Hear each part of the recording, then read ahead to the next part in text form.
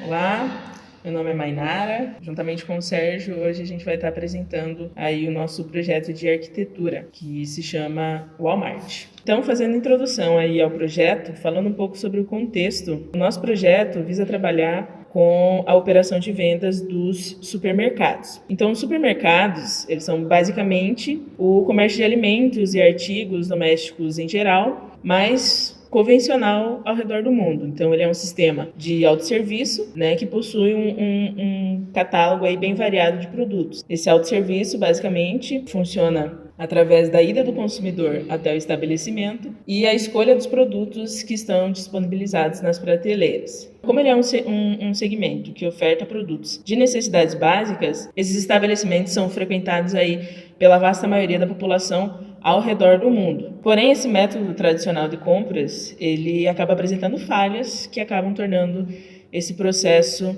e essa operação uma situação burocrática e angustiante muitas das vezes. Nos últimos anos, por conta da transformação nas relações de venda, nas relações de comércio, nas lojas de roupas, lojas de calçados, etc., que migraram para o e-commerce por conta dessa globalização do acesso à internet. E desde março de 2020, a gente vem vivendo aí um contexto de pandemia, né? Que tem mostrado a falta de alternativas para a realização de compras em supermercados sem sair de casa. Então, a gente consegue comprar lanches, consegue comprar roupa, consegue comprar calçados, mas a gente não consegue fazer compras de supermercado sem sair de casa com uma facilidade como acontece com os outros produtos, com os outros segmentos. Por conta disso, o Walmart vai surgir como uma solução promissora. Então, a gente busca levar facilidade para esses clientes de supermercados e nós temos um nicho muito específico, que são as cidades do interior do Brasil. Até porque já existem alguns aplicativos de compra de supermercados e existem algumas soluções de compras de supermercados, mas normalmente elas são destinadas para as grandes metrópoles, como São Paulo, capitais ao redor do Brasil e assim por diante. Então, o Walmart vai surgir como uma solução voltada para as cidades do interior. A gente quer trabalhar com um aplicativo mobile para as plataformas de Android e iOS e que vai trazer aí funcionalidades de e-commerce, então tanto na parte de cadastro de produtos, informação básica, parte de chat de atendimento, histórico de compras, notificações de promoções e assim por diante. Falando um pouquinho acerca das nossas funcionalidades, começando aí pelos requisitos, né? Os nossos requisitos eles vão se dividir em duas categorias, que são os requisitos do mercado e os requisitos do cliente. Então, a plataforma busca facilitar o processo de venda e o processo de compra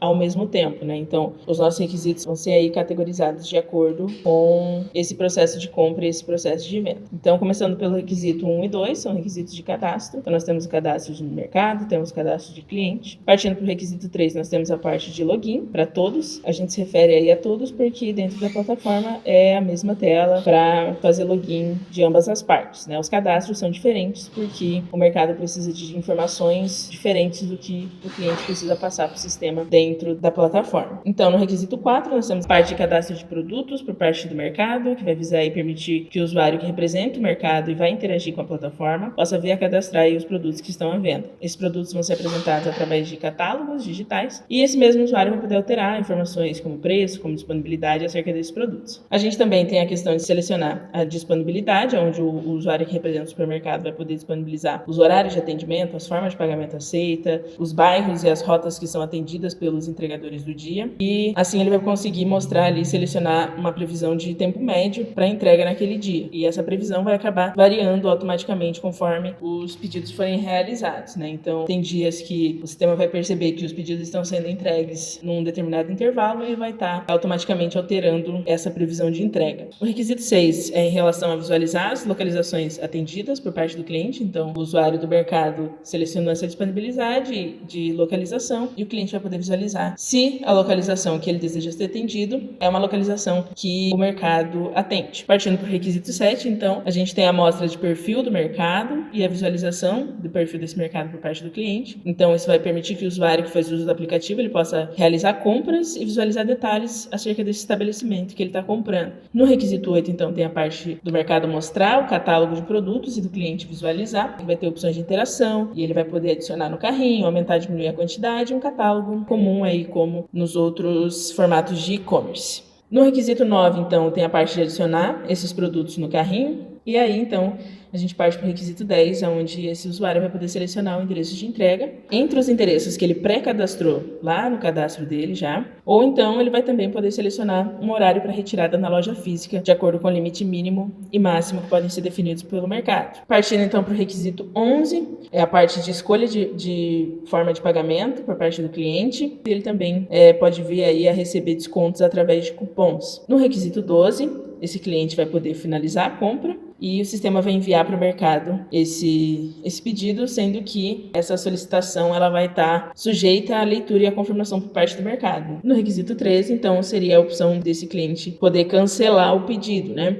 Então, após ele ter realizado um pedido, foi lido e foi confirmado, só que ainda não saiu para entrega ou ainda não está disponível para retirada, a gente dá a opção desse usuário poder cancelar um item da compra dele ou até mesmo todo o pedido até. No requisito 14, a gente passa aí para uma rota do mercado, né, que é a parte onde o mercado recebe a notificação de um novo pedido.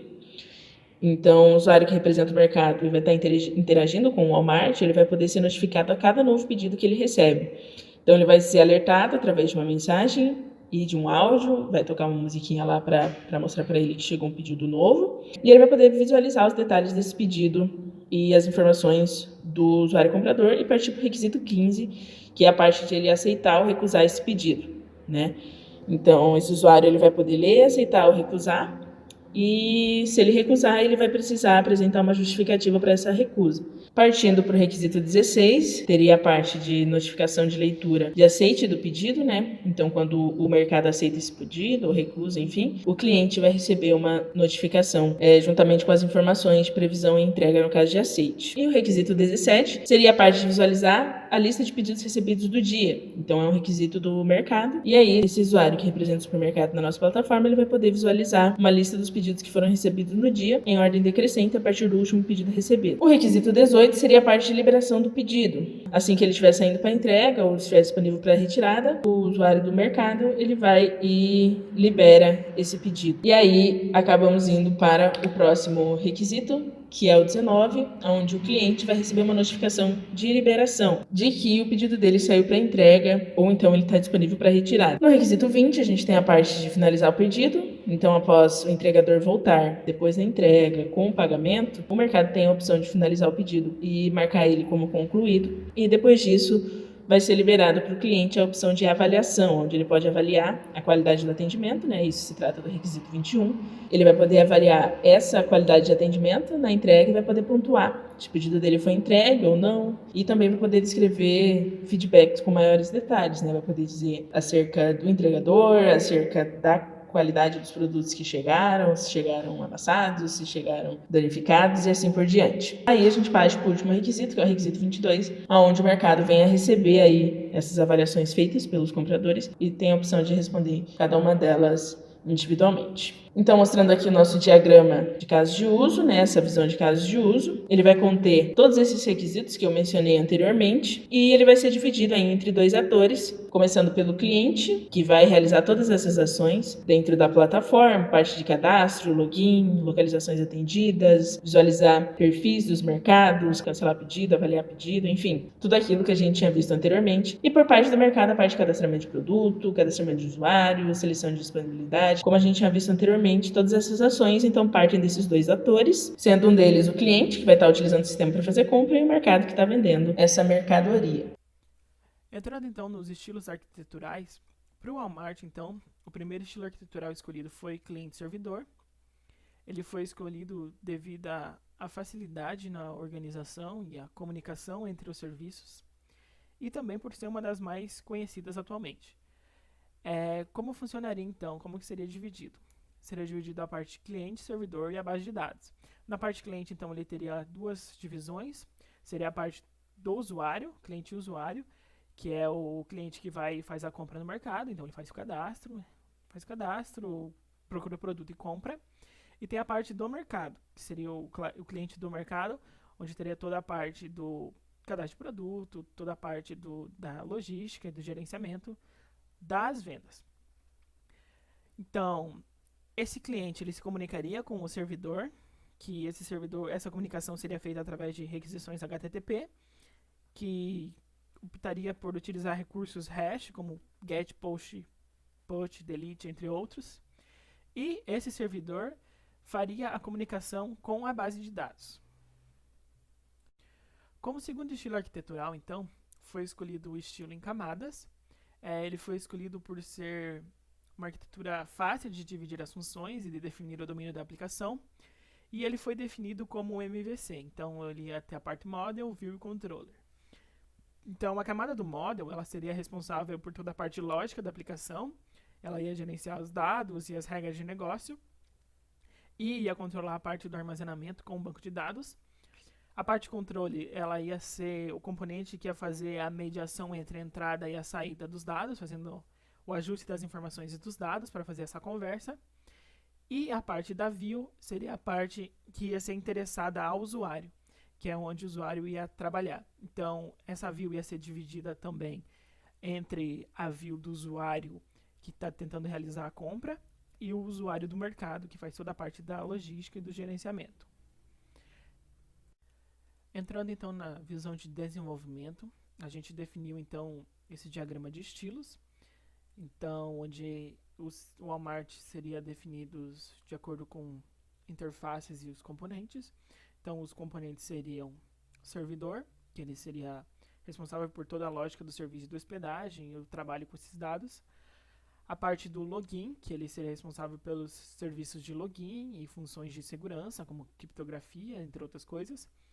Parte dos cadastros, ele seria responsável por todo o gerenciamento dos cadastros do sistema, então seria a parte do cadastro de usuário, cadastro de mercados, cadastro de produtos, entre outras coisas. A parte do mercado, que seria responsável então pelo serviço de gerenciamento do mercado, as compras, os controles, entre outras coisas, controle de todos os dados e as configurações do mercado.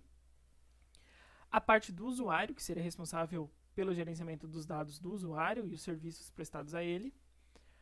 A parte de segurança, que seria a responsabilidade, então, da segurança da aplicação. Então, ele faria validações de seguranças, ele trabalharia com as criptografias necessárias para trabalhar com alguma segurança durante o processo, entre outras coisas. Temos o componente de produtos, que ele seria responsável pelos serviços de produtos, então estoques, da parte de estoques, da parte dos controles, as configurações que cada produto tem, entre outras coisas. O componente de pedidos, que seria responsável então pelo gerenciamento e todos os controles de pedidos. O de pagamento seria responsável por toda essa parte de pagamentos, cadastro de pagamentos, controle. E o gerenciamento de banco de dados, que ele ficaria responsável então pelo esse controle e o acesso ao banco de dados e o controle de quem pode e as modificações que podem realizar. Como atributos de qualidade, então, a gente tentou alcançar a economia e a usabilidade. A economia a gente tentou pensar em componentes simples, mas bem definidos, para tentar facilitar em manutenções futuras. E quanto à usabilidade, a gente tentou também pensar em componentes bem definidos, onde era possível focar e trabalhar com as interfaces e trabalhar essa usabilidade com o usuário. Entrando então agora na visão lógica, a gente desenvolveu um diagrama de classe para representar essa visão lógica. Esse diagrama então ele é dividido em 10 entidades, começando então pela entidade usuário. Ela representa uma entidade do usuário que vai usar o sistema e ele é subdividido em dois. Ele tem o usuário compra, que ele é o usuário que faz o processo de compra, então seria o usuário que vai entrar no software e vai realizar a compra. E o usuário mercado, que seria o usuário que trabalharia com a parte do mercado, parte de cadastro de produto, parte da logística do mercado. Ele seria um funcionário do mercado, esse usuário. A gente tem a entidade mercado, que essa entidade é representar o mercado, e dentro dessa entidade, então, elas constam as informações necessárias para descrever e classificar o mercado. E ele seria responsável por toda a parte do CRUD, do mercado, sua listagem, entre outras funções necessárias. A gente tem, então, a entidade produto. Essa entidade, então, é responsável por toda a parte do gerenciamento dos produtos que o mercado oferece. Então, toda a parte do CRUD dele, cadastro, editar, inativar, excluir. Além de outras funções que são relacionadas ao produto, por exemplo, como a listagem dos produtos, exibir um produto fixo entre si, etc. A gente tem também a entidade horários. O que seria essa entidade horários? O mercado, então, ele vai cadastrar os horários disponíveis para entrega. Então, toda essa parte da gerência dos horários seria de responsabilidade dessa entidade. A parte de pagamentos, que seria também uma entidade responsável pela parte dos pagamentos. Então, o mercado vai lá e cadastra os seus tipos de pagamentos, e essa entidade seria responsável por toda essa gerência. A entidade de carrinho de compras, que ela seria responsável pela parte na compra, pela parte do carrinho de compra do usuário, além de finalizar a compra, passar para outras entidades, remover produtos, etc. A parte de compra, então essa entidade ela seria responsável por todo o processo de compra. Ela é relacionada então com o mercado e também com o usuário compra. Então ela fica responsável, por exemplo, de criar uma nova compra, cancelar uma compra que já está, finalizar a compra. Toda a parte do gerenciamento da compra e da criação seria por conta dessa entidade. E por fim temos a entidade de avaliação, que representa então a avaliação que o usuário dá a uma determinada compra que ele fez no mercado. Então essa entidade ela seria responsável por todo esse processo, contendo todas as informações necessárias para a avaliação e contendo as funções necessárias para realizá-la. Entrando agora na parte de visão de processos, para representar então uma visão do nosso processo, a gente desenvolveu um diagrama de atividades que representa a parte do processo de compras pelo usuário. Então esse processo inicia com o cliente na tela de login, formando login e senha, e o sistema vai validar se o usuário é cadastrado. Se o usuário for cadastrado, ele realiza esse login, se não, retorna para a tela, apresentando uma mensagem de inválido. Seguindo com o login realizado, então, é mostrado todo o catálogo de mercados disponível para aquele usuário, e a partir disso o usuário fica livre para escolher um mercado que deseja realizar a compra. A partir do momento que ele escolhe o mercado, é exibido então todo o catálogo de produto daquele mercado, e o cliente fica livre para escolher os produtos que ele deseja comprar. Quando o cliente entra para visualizar um produto, então, ele tem a opção de comprar ou não. Se ele não quiser comprar o produto, o sistema valida se existe algum produto já no carrinho. Se não existir, ele volta para o catálogo de produto. Se existir, ele pede se deseja finalizar a compra ou continuar comprando. Se o cliente quiser comprar o produto, então, ele adiciona o carrinho e daí ele pede se ele deseja finalizar a compra ou se ele deseja visualizar novos produtos. Quando o cliente passa para o processo de finalização da compra, ele entra na parte da escolha de entrega.